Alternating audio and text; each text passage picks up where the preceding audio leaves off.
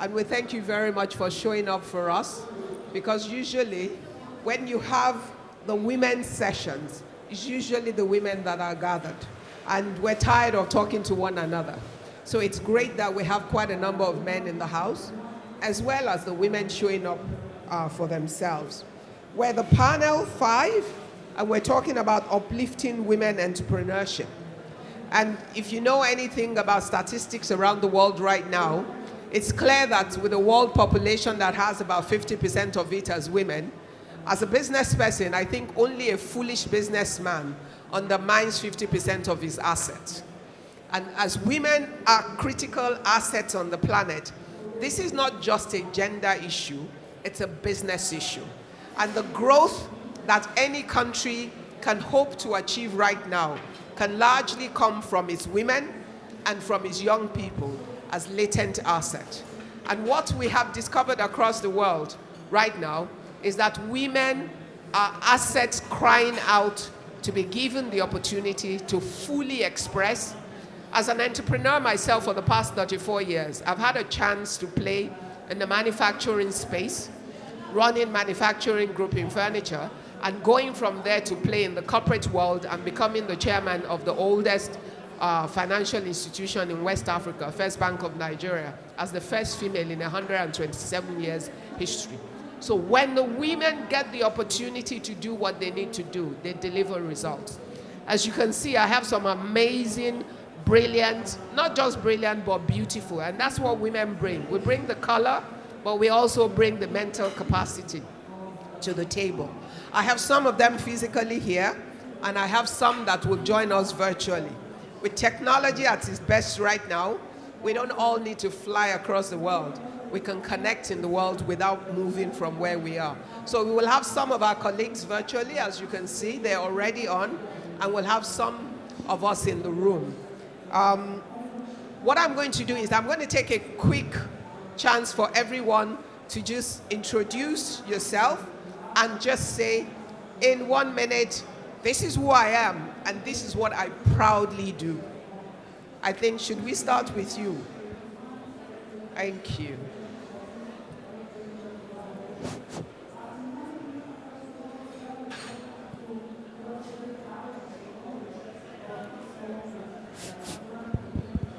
Can you hear me? Hello? Can you hear me? Okay. Farida Al-Awadi, chairperson of Emirates Business Women Council, and I'm an interior designer by profession. I have more than 25 years experience in my business and in the market, let me say. I've done I've occupied different positions, and today I'm very happy to be the chairperson of Emirates Business Women Council, which was established, and it's a platform for women where they can meet and they can exchange and they can get their extra support, their extra power to really build themselves, build their future, and inshallah we are there to serve everyone. Thank you. In UAE. Thank you very much. Shall we go to you, my dear? Hello, my name is Simona, and I will try to make a joke. So I'm the daughter of engineer and artist and the mom of hacker. So it's like quite interesting combination, but I'm a startups ecosystem builder, basically focused on tech for good. And I have started my professional career as entrepreneur when I was 12 in a very non-womanish sector. It was production of spare parts for trucks. So, and now I'm like more than 20 years with social innovations and tech for good and helping startups to bring them into the market, to develop ideas, to attract investors. Yeah, I have a lot of things to share. Fantastic. In social, women are the one. That's it. And there's nothing that a woman cannot do. So building spare parts, that's just one more trade. And it's not gender sensitive. So that's what you've proven by doing what you do. Yes, ma'am. I'm Samar al-Shurafa, founder of a startup called She is Arab, which is a social enterprise working to increase representation of Arab women in the workforce. Thank you. Hi, I'm Dr. Louisa, and yeah, you can hear me. So I'm part of Plug and Play Found Her, which is a CSR initiative that helps female founders globally thrive in their business and get funding. And my other hat that I'm wearing proudly today is really be part of the 2022 Female Angel Movement. It's a grassroots movement that started here in the UAE with other female power like players and entrepreneurs that is set to encourage women to become investors themselves. To bridge that gap. So very happy to be here with you today. Thank you very much. Can we have Jessica?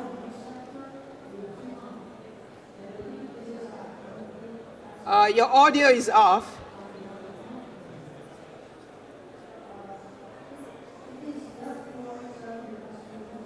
Guys, can you help us?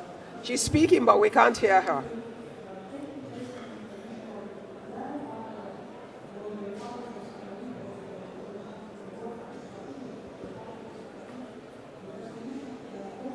Okay, while we're solving Jessica's problem, can I take Soya and then we'll come back? You're good? It's with her. Okay, Jessica, check your system because they think they're good here. But we'll take Soya and we'll come back to you. Soya, can you please introduce yourself?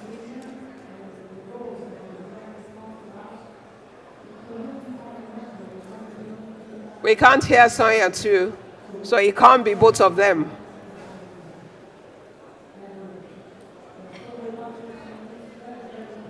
Okay. While you're trying to find that, let's test out with Marie. Marie, can you try? Let's see if your system works. Okay. So the problem is definitely not the ladies. It's got to be with you guys. Okay? So solve the problem. and let's move. Okay. While we're doing that, you know, part of what's great about a panel like this is we get to share experiences and we share learning. And some of our learnings enhance our experiences. When I was talking to Farida, she had said that the UAE is a good model case for where female entrepreneurship works and where the women get a good support system. So I'd like you to talk about that so we can all learn something on the other we can apply in our countries. I believe today it's the best example being here at Expo 2020. We really see the support. We don't just say it, but we really live the support that women get in UAE as from the government. First of all, I believe women have been really very pressured. They have been extremely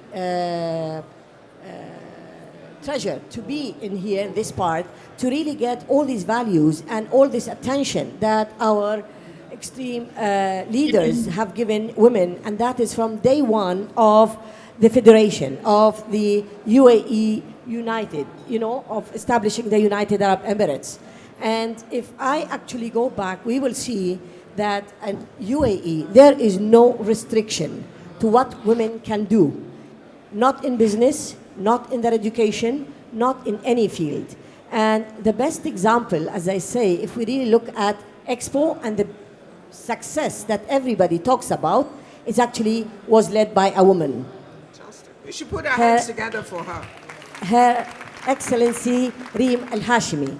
She's the one who had led this and actually brought us to this beautiful, successful exhibition.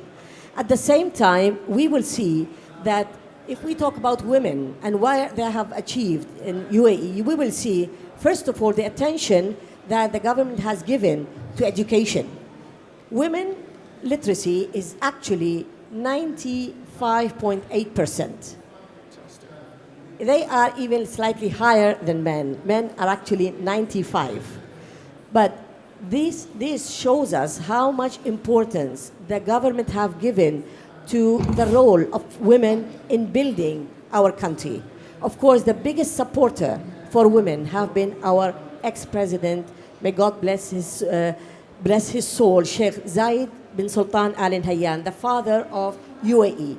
From day one, he gave this attention, and he always said, women are not only half of the society, but they are the whole society, because they are the one who are raising the other half.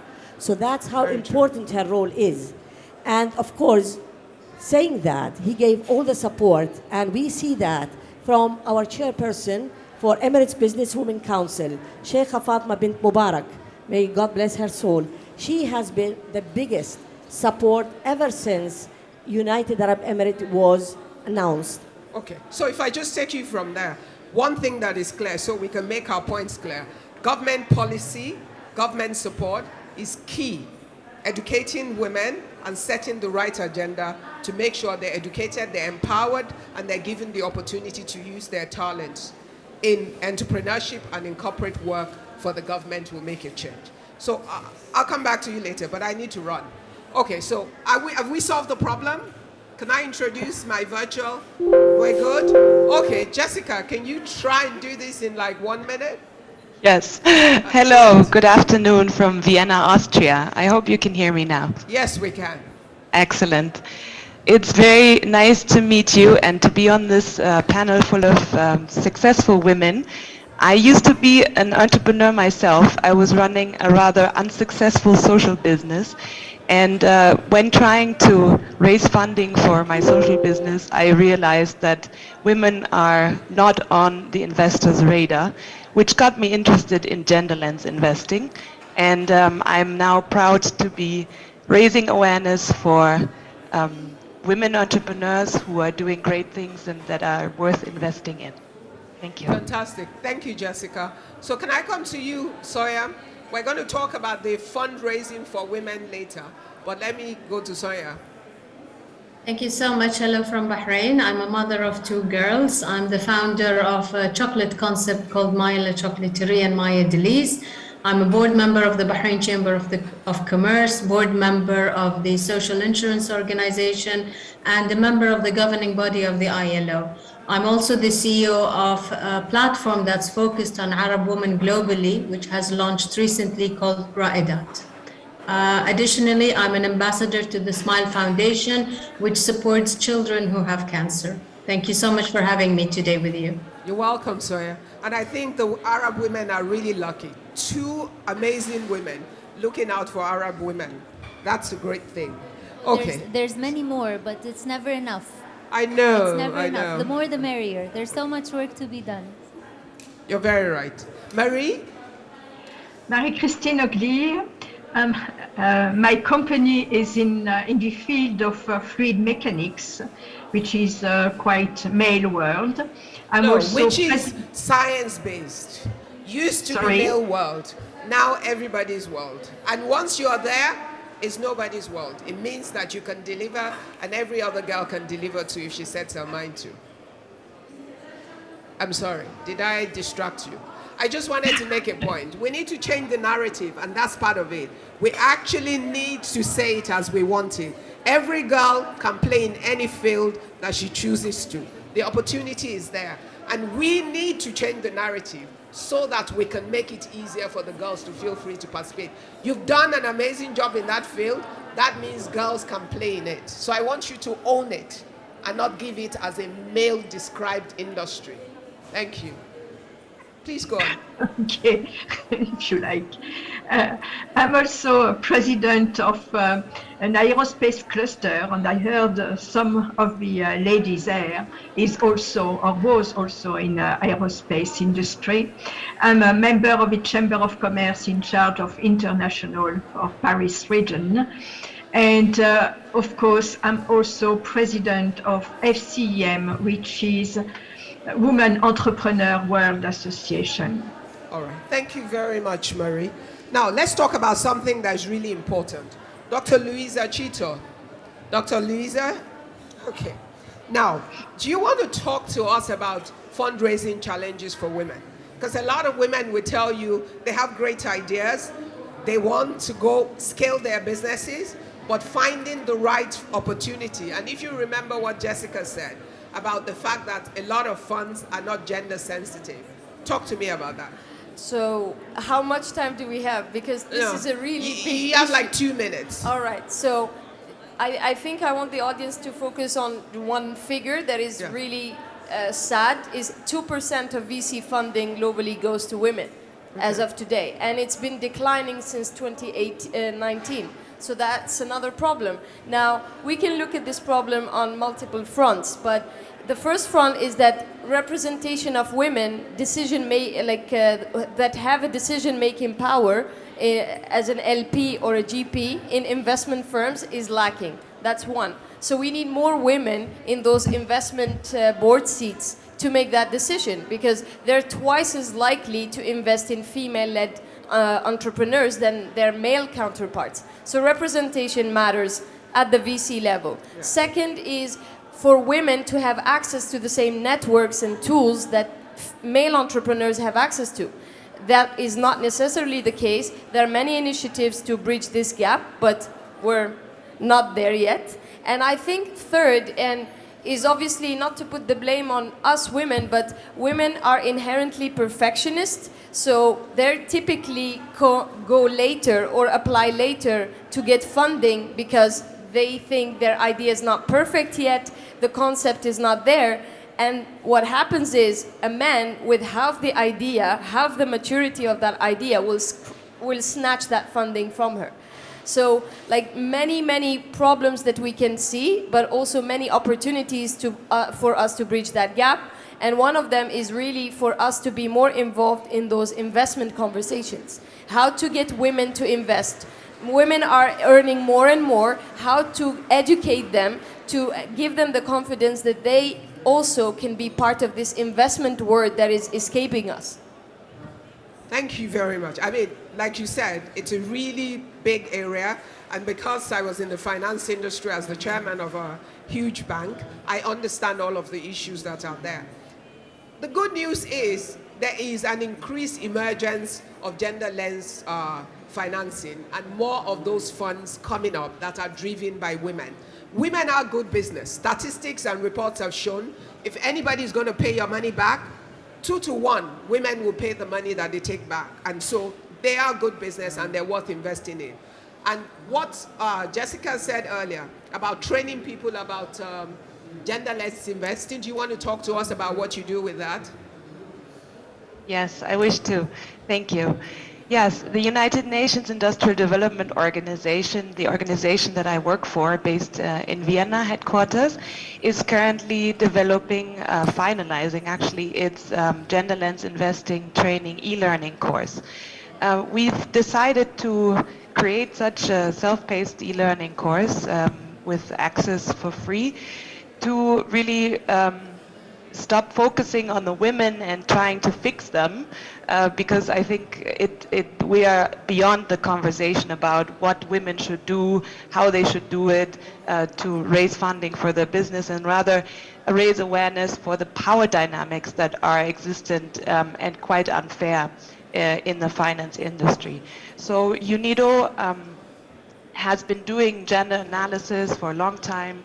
And in every project we do, we look at the power dynamics and how women might be excluded, and we take steps and measures to make sure that they are equally benefiting from our projects.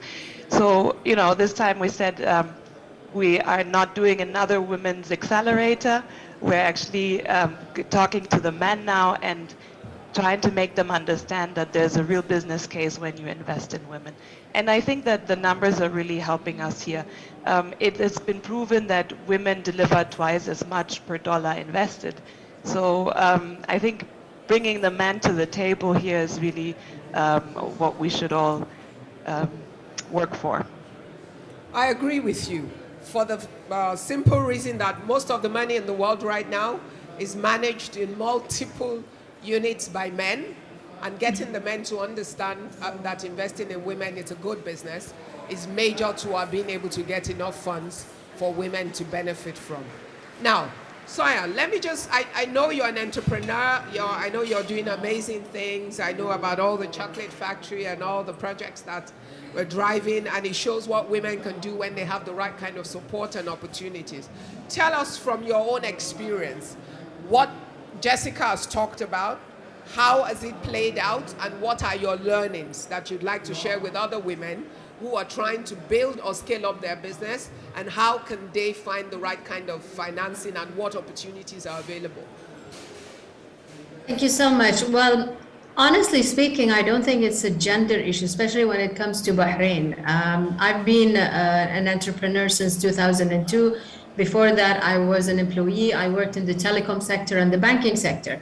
And one of the challenges I faced is the lack of competitive collaboration. There's a lot of opportunity that people can work together instead of competing and copying each other. And this is something, the challenge that I've been facing, and trying to convince everybody, like, instead of copying what others are doing, try to merge, try to partner, try to work together to create a bigger opportunity for both of you. And this is a cultural issue that needs support. As for financing, yes, we have had the challenges of raising money for our organizations, but for me specifically, because I'm in Bahrain, gender was not an issue. It was the lack of creative financial packages available in Bahrain. Today, the only source of financial packages available for our businesses is typical vanilla standard financing. And financing is not always the right answer when you want to expand the business, when you want to excel a business opportunity. It actually drains you when you look at the cost of the interest and the cost of the funds. So the best opportunity is actually to have access to venture capital, or have access to angel investors, or even crowdfunding. Now, unfortunately, all these three structures are not efficiently available in Bahrain. So we cannot say that it has a gender problem when the actual structure of these, interesting fundings are not available. And the focus, even of big organization, is primarily on bank financial support, which is not, to us, the ideal financial approach for a business to excel and not just to sustain, but to also scale up.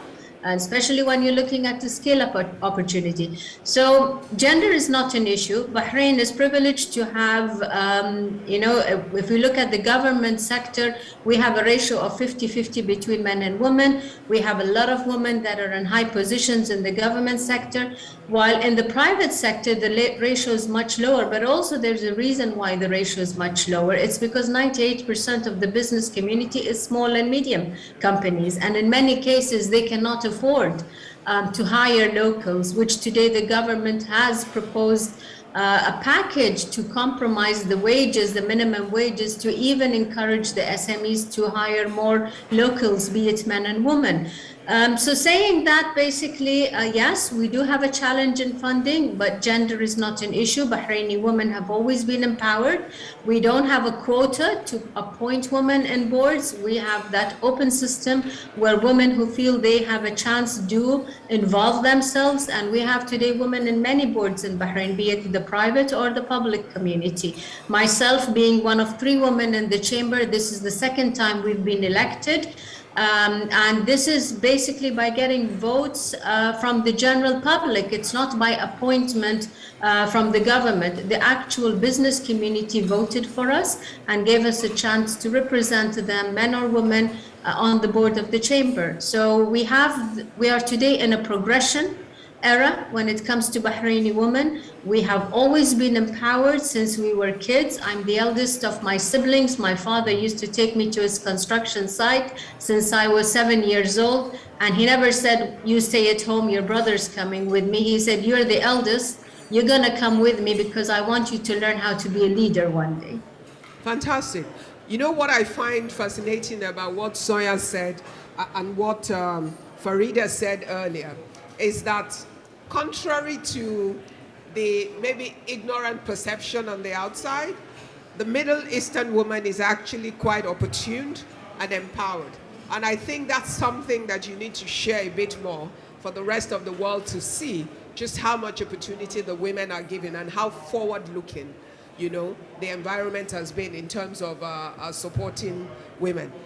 Can I say something here? Okay, just very quickly. Yes. I would like to bring this to our attention, that Unfortunately, women in Middle East and in Arab countries have been undermined, or actually the media has really Misrepresented. exactly, misrepresented.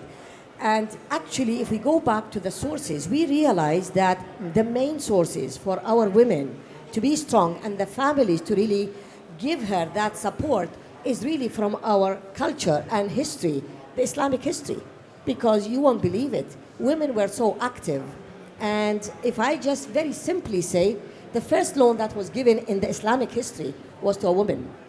The first hospital that was built was by a woman. So women really had always that, respect and that importance in the society, except maybe after oil, they were put back, unfortunately, and slightly, looked into as a person who really should be back there. Otherwise, we always take our strength from our history and religion. Yes. Well, my challenge is to the women: tell your stories. Let the world know what is going on in your community. Share your stories, share your amazing entrepreneurial stories, share the stories of the opportunities that you have. Let your learnings be shared with the rest of the world.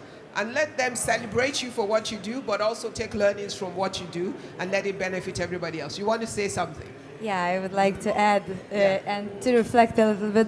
Actually, usually when people are asking me, how do you feel as a woman entrepreneur? My answer is as entrepreneur, because entrepreneur, it's not about sex, it's about attitude, it's about, it's about skills, about everything. So I was grown up in Soviet Union times. So in those times, also women did a lot. And in Lithuania as well, we do not have that approach. I would say that we as women ourselves put in the position in those countries there we feel like not empowered, in the position of non-self-confidence, like feeling outsiders. And this is the thing of attitude. How do you feel? Then you are afraid of a dog is barking on you. If you are just going and saying, he's coming to you. So this is totally the same thing. And yes, I agree. Me, myself, I am also a VC and angel investor, just not presented that part. We have a lot of women founders or co-founders in our portfolio. But the thing is, let's say, the only one thing which you are afraid then you are, let's say, evaluating. One thing, the number one, it's the idea and the team. Me personally, I am the advocate of a diverse team, not just women, not just men, because the diversity brings things. But the only one thing which we want to be sure that, let's say, women, especially young women or, pretty young women, there is a risk of maternity leave. So now I'm very happy that, especially in our part of Europe, we have for maternity leave, it's called like parental leave, and it's the same conditions for any, or father or mother, he can leave. So now it's already not a problem even for us investors, because you are looking as, okay, it's not a problem, it will be, let's say, leave for a few months, like couple of months and that's it, or even 1 month, and there are always solutions. But my position is that this is the attitude, the approach, and everything is inside us, and how do we feel, and what energy do we bring outside. So thank you. Thank you. Do you want to say something? Yes, please, if you'd allow me to jump in. First of all, thank you. Yes, it's important to change the narrative about women of this region, and this is why, She's Arab came to being and Ra'idat came to being, and such organizations are, changing that perception that's unfortunately perpetuated Can you hear her well? by Yes, Western media. Yeah, but what I wanted to say is I do, however, disagree that the financing issue is not a gender issue, because it is a global issue. Yeah. The IFC says that there's a $1.5 trillion gender finance gap when it comes to women entrepreneurs. So it is definitely a problem. Now, we must take into consideration, though, that, for example, countries in the GCC like UAE or Bahrain and so on have given women amazing privileges. Perhaps they do have more access to financing here. In fact, compared to the US or the global average is around 2%, but the MENA region is around 5.6%. So it is actually slightly better, but then again, it's not that much better. No. But what I think we need to do is actually, as you rightly said, use the word earlier, change the narrative. It is changing the narrative. I was at a panel yesterday moderated by Fadi Ghandour, who is dubbed the godfather of entrepreneurship. And Fadi said, every single woman enterprise that I've invested in has been profitable for him. He has not lost a dime in investing in women. BCG did a study of 350 enterprises and has proven that for every dollar invested in a woman-owned business, they got twice as much revenue. So it is actually a business case that we need to make. It is something that should be by default, and this is how the narrative should go. That it's not a nice to have, it's a must have, and it will definitely help improve the economy, increase the GDP, and I just want to flag that really we are in a very diverse region, and sometimes some countries fall in the trap of being viewed as not being as progressive as others, but it's a fact. 22 Arab countries that are so different. Women's workforce representation in our region is less than 20%. It's the worst region in the world when it comes to women's workforce participation. But if you look individually at countries like the UAE or now Saudi, with all the improvements developments they've done, like exactly, or Bahrain, you'll see it. But if you look at other countries, they go down to 6%. So we must bear this in mind when we speak about our region. Very, very true. And the biggest part of it is, this is a global conference. So we're not just talking about the Middle Eastern region. And it varies as you move from one continent to another, and issues from country to country. But our learnings are worthwhile. When we have the good stories, then we must share them, because they help to instill and to inspire the women of the other continent. Hopefully, they also help to give the governments or those who are policymakers the right incentive to make the right decision. And those who manage funds. If you never lose money on a woman, you have no business not giving any woman who shows up and is qualified funding. So Marie, let's just say, because you lead global women and business owners, what's the story from the perspective of your members? So what's very interesting when you are leading a world association, you are meeting a lot of women from different continents. And what has been said up to now from Middle East part is proven that the ideas we can have about financing companies and about situation of women entrepreneurs are very often just a wrong image. We always think Occidental countries must be much more in advance, and it's not true. If you look at a country like France, and it's even true for other countries such as Germany, which is even worse than France. First of all, it's less women working in Germany. In France, women are working since a long time, but you have to know that until the 60s, a woman was not able to open a bank account without the authorization of her father or her brother or her husband. Today, women can find money to create a company. It's a lot of programs driven by government. But to grow a company when they need to get more funds, it's still a problem of confidence from banks. Even also, it has been proven that the company managed by women are more viable than companies created by men.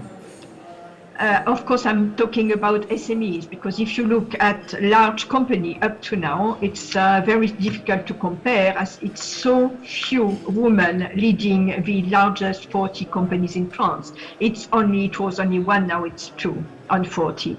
So what we found also, if we don't have quotas in Europe or like in US, it's difficult to have things moving, and we could spend 100 years to have the equality between men and women on, I would say, pay gap, but also in company financing.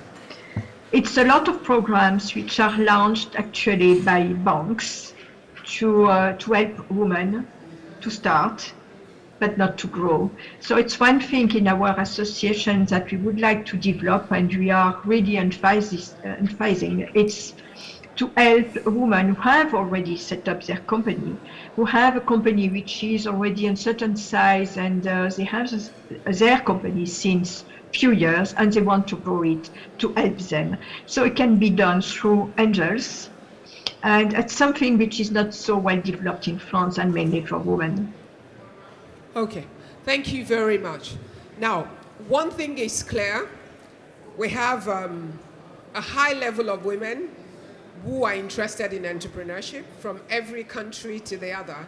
The largest participation of women in any economic sector is in the entrepreneurship space, which means that to grow the economy of any country, where we have the latent possibility, latent opportunity, is with the women are a major part of that. And creating the right infrastructure to maximize the women and to help them to achieve those goals will make a difference. Now, if investment is a challenge, and we have women in some regions who are doing well, what are you doing with your pool of reserve funds in terms of women themselves becoming investors, players and investors in other regions in order to create growth across the world, playing from one country to the other as women without, you know, we buy all our fancy designer bags and jewelry, and we love them, and I love jewelry and bags. However, there's a lot more to do right now. There are opportunities for us as women to play with our resources in order to become key players in the world. How do we drive that? You know, women moving from one, expanding our view and our scope. That as we build down, how do we build up with female entrepreneurship? If I might say, Please. to be very, very realistic and very honest, nothing comes by one effort. I'm sorry? Actually, it's a whole certain elements that we have to put together. Yes. That's why we will see, first of all, when we were talking about entrepreneurship, honestly, it took me years to know what does it mean, because, you know, it was a new word. And when they were calling me that, I didn't know what it meant. Only lately I realized that as an entrepreneur, It's business. really, more than that, it's actually a passion that you have within, that nothing will take you away from your aim to reach to what you want to reach. That passion, that fire inside you will always make you stronger. With every obstacle, you always try to find a solution. So that's what makes a difference between an ordinary businesswoman who's ready to invest and an entrepreneur who's ready to do everything and look a solution for every obstacle that might be in her way. Because when you go to world of business, it's no longer gender. It's actually a word, I always call it, it's a forest, it's a jungle. You know, you don't know what will come there to you. The most difficult thing is the experience. Since you don't know and you don't have the experience, that's one of the big challenges. So interacting with each other from different countries, sharing our experiences, sharing our strength and weakness, that is one of the ways to really learn from each other and make that distance or that achievement shorter. Convincing and actually having the support of the government, when I was saying, because when I first started my business, UAE was totally different. I'm talking about, to 1989. To be very honest, we didn't have the support that you are seeing today. So it was a big struggle because it was men's world. For me to be an interior designer, I was the first designer. So I have gone through all the difficult things to really prove myself that I'm trustworthy. You can invest, because end of the day, what you are doing is investing your money into what you are putting. So through what we are doing now, we are trying to make that experience much shorter. That support to give them the self-confidence that you can make it. To also bring the government to realize how important the role of the people. This everything that we have gone through. And for women to really realize that they are not competing with each other. They are really competing with the world. They are competing with the real market that is there, which actually everybody will tell you it's a business. So you have to run for it. Finance is a big issue, yes, but if she doesn't have the proper knowledge, the proper managerial and skills, that finance, if it's a loan, can get her into a big trouble, which we want to avoid that.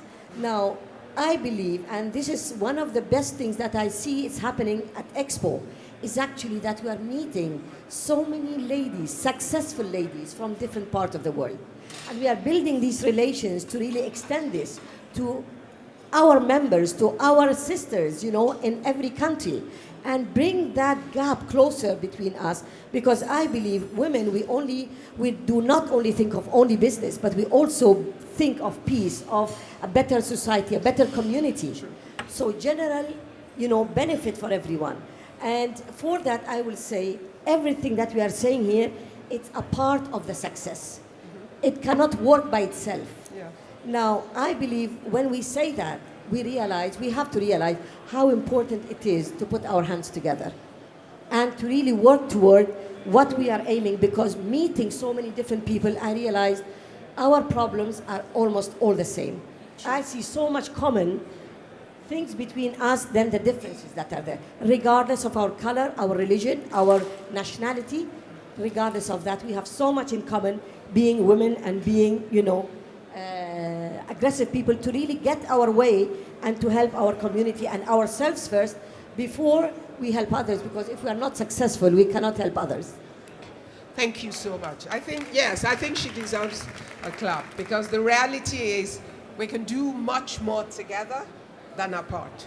As women, but as communities of people.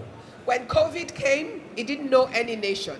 It had no coloration. Whether you were black or white, you were tall or short, you could get infected. And we all got infected one way or the other. So it's really about how do we build a global community that works for all of us? How do we build a community of women? But women never exist alone. They exist for their husband, their children, their community, and all of that. So we're the biggest asset on the face of the earth. Not in competition, but we need everybody working together. Okay, so I'm going to do one thing. We've talked about the issues, and we've talked about some of the things, but I want each person, and I'm going to start from virtual, I want each person to talk about, okay, this is the way forward. These are 1, 2, 3 things I think we need to do in order to develop female entrepreneurship in the world forward. I'll start with you, Jessica. Thank you so much. Yes, Welcome. I want to thank actually the previous panelist for introducing the work of the Investment and Technology Promotion Network that UNIDO is running. ITPO Bahrain is probably very familiar to you. It's our sister organization based in Bahrain organizing today's event. And I personally work for the ITPO in Germany. So, and being part of the UN family, I think that we really need to redefine not only what is entrepreneurship, but also what is meant by running a successful business. We need the SMEs around the globe to also find solutions for the most pressing challenges of our lives, of our planet Earth. And I think women are perfect to take on this challenge. We all know that 90% of the salaries or the income that women earn, they give back to society, they give back to their families. So I think women really know how to build a sustainable business and a successful business. And this is our, let's say, this is our to-do list for now, is to redefine it and give certain indicators to mark it down and say this is a sustainable business, not only making money but also saving the environment, providing sustainable energy to the community. Thank you, Jessica. Soya. Thank you so much. One of the things that we're doing, and specifically through the platform Ra'idat, is to let Arab women globally shine. You rightly said that, and the panelists very clearly indicated that Arab women have always been precedent in many things, but unfortunately, there is a lack of international knowledge to what they're doing. So Ra'idat is today focusing on letting Arab women shine, bringing opportunities together for them to collaborate and to work. And we're also going to focus on how to train and develop women in terms of making their entrepreneurship journey investment worthy. You know, one of the things I've noticed, and I'm a mentor in many organizations supporting men and women, is that a lot of people don't understand what it takes to bring in investment. You need to understand how to value your company, how to position your company, and this knowledge today is missing. So our role and focus is going to be to educate women globally, whoever needs this support, specifically entrepreneurs of SMEs, to understand the valuation of their companies, to understand how they can grow their companies globally and not just focus on the country that they're in. Especially for us in Bahrain, the company is quite small. We're talking about a population of 1.2 million. We're talking about limited purchasing power, but we have beautiful infrastructure in which you can test drive a business model and try it out and work it out and see if it is efficient, if it is doable, if there is client appetite for it. But what they need to understand is the world and the globe is their client base and not just the population that is based in Bahrain. And hopefully through Ra'idat, we will be focusing on bringing women together globally, educating them, training them, and also letting them shine. Specifically, the women that have the success stories that need to be identified and need the attention and need the support that they deserve. Thank you so much. Thank you, Soya. Marie, you want to tell us from the perspective of your organization? So, first of all, Jessica spoke about UNIDO in Bahrain, and I had the opportunity to meet, of course, to meet them when I was in Bahrain. But what I have to say, our association FCEM signed an MOU with UNIDO. It was in Peru in 2019, and we took the engagement to work on empowerment of women, to work on circular economy, on sustainability, and on digitalization. And digitalization, it's extremely important to have women working together across the world. We started this year is our working theme is circular economy. It has been the choice. All our countries will work on the same topic, and during our Congress, we will exchange all the information, all the job which has been done. It's one thing. We are doing mentoring, and we have programs we started already in Indian Ocean with different countries. We have mentors from Europe or US, and we have mentees from Mauritius, from Madagascar, and these countries.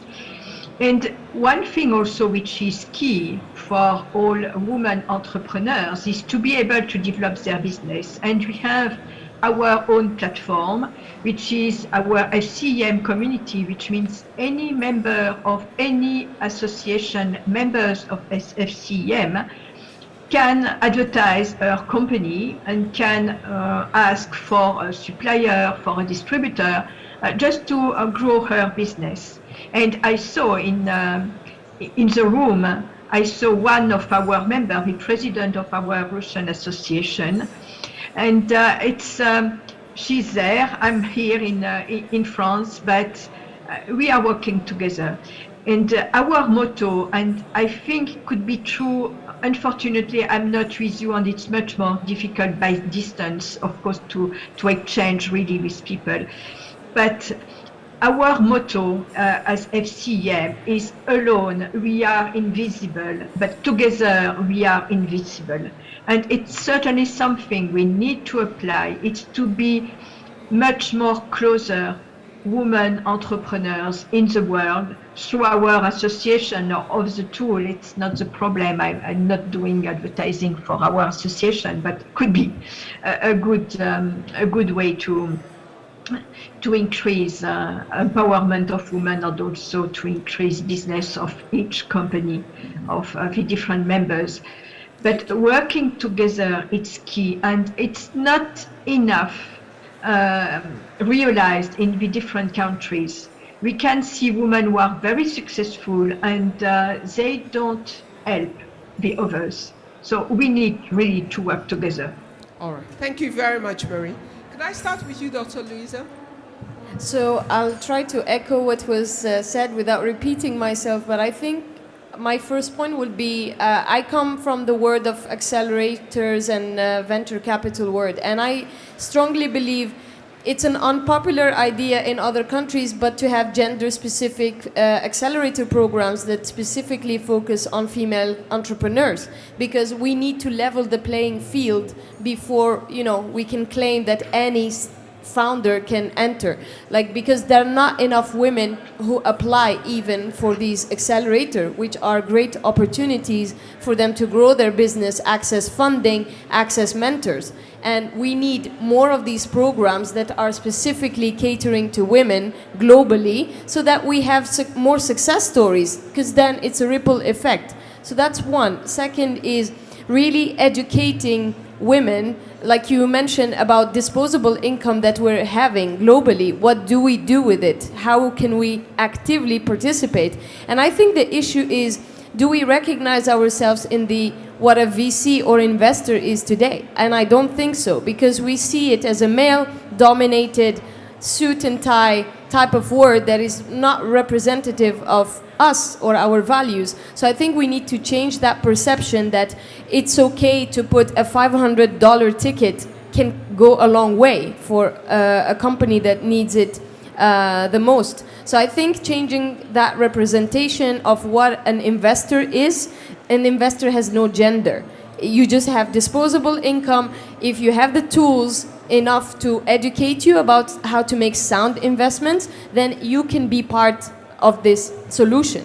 And three, I see many male allies here, is they really need to get on board and work hand in hand with us. One is to showcase those success stories like Fadi Gandour mentioned, and we need many others to be publicly advocating for female-led businesses, because there's just not enough. And invest in us. At the end of the day, you invest in an idea and a solid team, not a gender. So I think for them is also training male investors to look at female entrepreneurs in another way, through another light. And that, I think, comes by involving more women in the board seat, more women in the decision-making process. So that's my 2 cents. Thank you. Fantastic 2 cents. Okay, so can I ask Simona to come in? Yeah, so I will comment a little bit opposite. Yeah, but I really think that there are so many good accelerators, hackathons, boost camps, etc. We need to transform a little bit marketing activities and to show off that woman, then she see it, she understand that it is for her. Not to, let's say, diverse that this is for women, because then we get not diverse teams. This is for men. But for to make ads and create campaigns for women to understand, yes, this is for me, I can apply. Because, and this we do in Change Makers On. And actually what we have right now, after 5 years of doing that, of applying that strategy, we have much more women than men. So this works. So I really, would advise to try these tactics, because you just divide campaigns for everybody to understand that this is for them. So one thing. Another thing, actually, if to to take out a little bit features. So why I love women? because we do business from passion and from the heart, right? Of course, have sharp brains, but but sometimes we lack technological knowledge. So this is where we can bring together, because we have a lot of tech guys, and I can implement anything, just tell me what to do. But sometimes we mix startups with SMEs.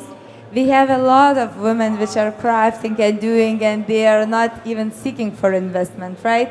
But startups, it means that I am not moving slow. That means fail fast or validate your idea and go. For MVP, it's 3 weeks, not 3 months, and not 3 years. And this is what we really need to educate and to show that very simple MVP, minimal viable product, just for those who doesn't know. Very simple MVP, go to your target customer, ask what he thinks, and then change or go forward. So this is for, how to say, to get them tools to hands, not to be afraid to fail. Because what I noticed that women, they, as with kid, business is kid, it's like one more child. So even if he's without one leg, or he has another problem, I will treat somehow. No, leave it. So this is what I could add. Thank you very much, Simona. Okay, Sama. I don't want to repeat what was said when it comes to, so assuming that we will share success stories, we will, bring more women into leadership positions and so on. I have a couple of suggestions. One is for governments to incentivize, provide incentives to female-led startups, specific incentives to them, access to tax breaks, access to finance, certain privileges for them. Second is for both the public and the private sector to buy from women-owned businesses. Do you know that globally, only 1% our procurement goes to women-owned businesses, 1% of public sector procurement. And that's a very alarming statistic. So, encourage organizations and governments to buy from women-owned businesses, support them.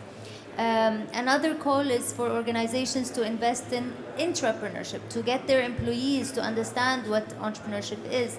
We've seen in this region, for example, a lot of success stories that have come out from Careem, ex-Careem employees, spin-offs of great initiatives, great digitally led startups. And I think, lastly, but most importantly, regulatory reform. So just look at the structure, whether of organizations or the laws and regulations that surround us in every community, and look into them. There are some countries where women can't apply for a loan, or where women cannot work beyond 7 p.m., or things that you don't even know exist, but they're actually there. Yeah. So I think this is very important, having that structure to build a nurturing entrepreneurship ecosystem accordingly. But you need to have the right base. But I think when it comes to this region and where we are today, the UAE, I think we're definitely on the right track. UAE ranked first on every indicator on global entrepreneurship that I know of. But I would just put a final note here that we would also need to start supporting social entrepreneurs, so impact-driven businesses, and that's a completely, that's a topic for another session. But being a social entrepreneur myself, where basically you put purpose before profit, I think we need to see more impact investment funds. We need to see more gender lens focused investments coming this way. I think the world doesn't have a choice but to follow the path of what you're saying. I served on the last G7 ITF that did all the impact investment direction under the UK presidency of the G7. And we just finished the work at the end of the year. And definitely the next phase of impact investing is focused on a lot of those things that we're talking about. And you would find that the landscape is going to change aggressively, and all the extra funds that will come into that space will be very, very much focused on all of those factors. So we can look forward to a better future in many ways. Now, I think you've heard a lot from my amazing panel, but there are many amazing women and men in the room. And we don't just want to talk to you, we'd like to hear from you as well. So I'd like to spend some of our time as we wind down to hear some feedback or contributions from the audience so that we're sharpening each other in our thoughts and our engagement. Any takers? Thank you. You know, I love women. They're confident and bold. Can we have a microphone for my very first audience engager? Thank you. Just tell us your name, and if you keep it short, then we will get through as many people as possible before we come back. Thank you very much for the opportunity. My name is Ogola Lois Kangi, and I'm from Nigeria. And my question is about the comment that was made by one of the speakers at the end concerning tax breaks and incentives for women. Now, if we're asking for a level playing ground for women, is it wise for us to also say that they should be given special tax breaks, or to be given a level playing ground with the others, with the men and all that? Thank you. I think I can answer that even before we get in. Okay. The ground is not level. That is the key. It's absolutely not level now. So all we're saying with that is bring it to a level with some of those activities, and then we compete on an even keel. You understand? So first close the gap, because women are in deficit relative to the men on many fronts. So we're saying close the gap and then give them an equal opportunity. We can't work against each other. We need to work together, men and women. It is key for any country to succeed. You need both parties. But just close the gap first, and you use every tool to close the gap. When you do that, then you have the conversation. Anybody wants to add anything? Well, actually, I just want to say, talking about the male and the other party, in reality, I would like to address our, brothers, our, male partner, the idea of women being in the business, being out there, doing their job, taking their share, is actually, we are there not to compete. We are there to complement each other. This is how we have been created, to be very frank. A one without the other is incomplete. And if we really think that we want a better society, a better community, we want the best for our daughters, for our children, for our sons, and for our, for the whole community.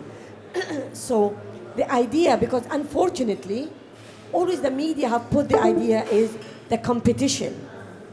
Women are not competing. It's the collaboration. It's the collaboration. Because we always, God created us, and look at your body. It's really, I was asked once, and I told them, please just look at yourself. If somebody tells you, which one is more important, your hands or your legs? Now, in reality, we are both the part of this body. Without one or the other, it's crippled. We are not complete. So if we really think, we women are proud to be women, we are proud to be mothers, and we are not saying, please men, sit home and let's do your job. Am I right? We are saying, let's put our hands together and do the things much better together, so we can have a healthier, we will have a more secured society and a more confident generation, that is actually looking for the better. And the room is there for everyone. So. Thank you. All right. Next question. Thank you.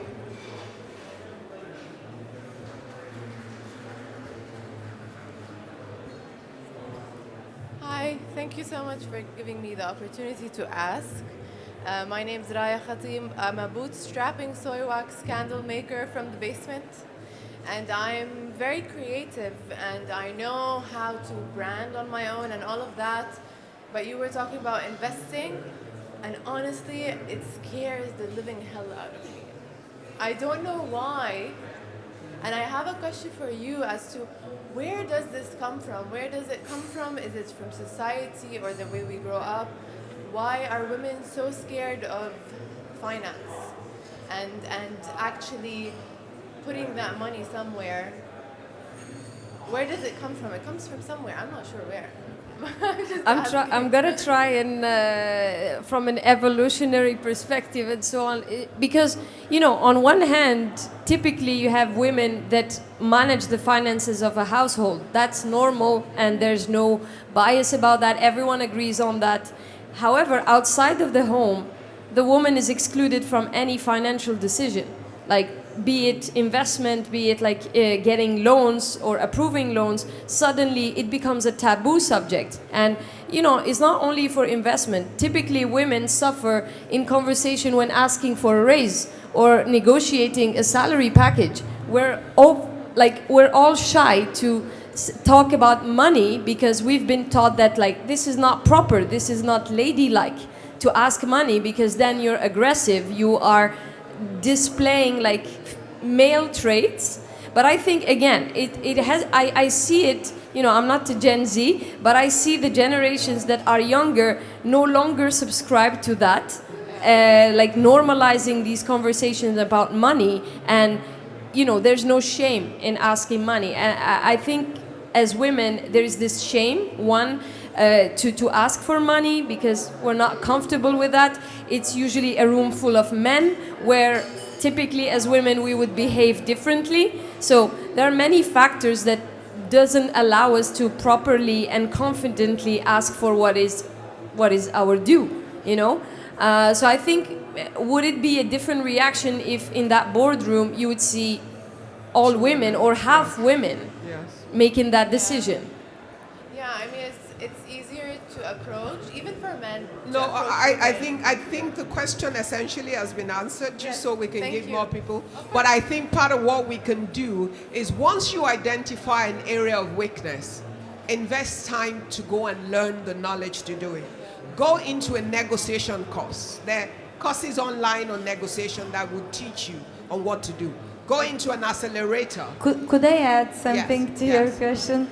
There is a thing that women takes decision much long. It takes much longer than for a man. So it is the thing that it is one more responsibility to give your shares, your equity to investor and take money, because at that time psychologically you start being engaged, and you always think that now I own, now I need to give, now he will not let me do that and that. Will I be the same flexible as I was before? How about decisions, etc., etc.? So everything here psychologically in unconscious kills us, let's say, and that's why it takes time, and that's why you're afraid. Okay, thank so you. Deal with that. Okay, let's go to the next question. Any other person with a question in the house? You have a comment. Let me just confirm if there's a question. Are we out of our time?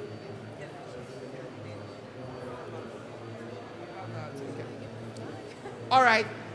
If there's no more question, thank you very much for the questions. And can I just ask you to give a final word? Actually, I believe women can do so much. There is a lot to be learned. We have to know one thing, that learning is actually our key to success. We should not feel shame to ask for what we don't know. And we really have to realize and to really build that we are there to create a better community and not to take anybody else's role, but we are going to perform our role to add to our society. As well, I think for what they said now, I think we women lack one thing, and we have to introduce that into our community. It's actually business talk, because when ladies get together, we talk about everything but business. We really have to change that among the business people to really know what is the latest update in the market, in the financial market, in the share market, and to be much more mind shifted toward the business and feel proud of that. Thanks. Okay, thank you very much. Can we put our hands together for my amazing panelists, from the 3 amazing women virtually and the 5 women in the room, including myself. Thank you for sharing your thoughts. Thank you for being very vulnerable and open in terms of your knowledge. And thank you for being a great audience. It's been our pleasure to share our thoughts with you. I'll hand over to